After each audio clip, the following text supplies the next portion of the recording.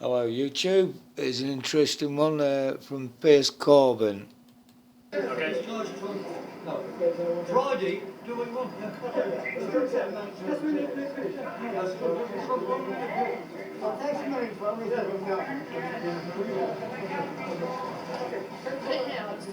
all right.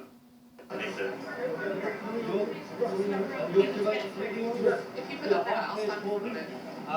I'm campaigning on behalf of StopNewNormal.net, and I'm part of our movement, which is against the COVID scam. Why are we here today? Well, we're against the vaccine because it is untested and dangerous, and leading scientists, and I'm also a scientist, have pointed this out. A former Vice President of Pfizer himself has pointed out that the tests for the virus are invalid, so the trials are invalid, and he says they should be stopped. What the government is asking us to do is equivalent to asking people to fly an aeroplane without an airworthiness certificate, and with a manufacturer who will have no liability if the aeroplane crashes and you die or get ill. What we have is a complete, utter failure of democracy being opposed to democracy. The vaccines are of unproved safety, and we know they are dangerous. So we're saying the vaccine program should be completely ended all over the world. We are having a war on vax to save lives. Okay, but the government is are they saving and you just have it from the European one, and what's the American safety? Well, I'm not against it, but I'm just asking. of course, the British operation, of course, receives money from Bill Gates, as does the Guardian newspaper receives money from the Bill and Melinda Gates Foundation. But there's massive corruption at the highest level of the medical industry in the world. So we say, don't take the vaccine, save your own life and save the lives of yourself. Any information about the side effects of the vaccine? Much information. It's all on this leaflet from StopNewNormal.net, which you can read. Like what? Well, the COVID-19 vaccine clinical trials have caused deaths, brain damage, paralysis and many illnesses in previously healthy volunteers. I'm just reading from a leaflet. The COVID-19 vaccine uses messenger RNA, which is an experimental technology never before used on humans. Some vaccines contain nanochips which can electronically track recipients. That may not be in this particular Pfizer vaccine, but it is one of the features of some of these modern vaccines. This vaccine has gene-altering properties that could permanently disrupt your DNA, which could result in other diseases.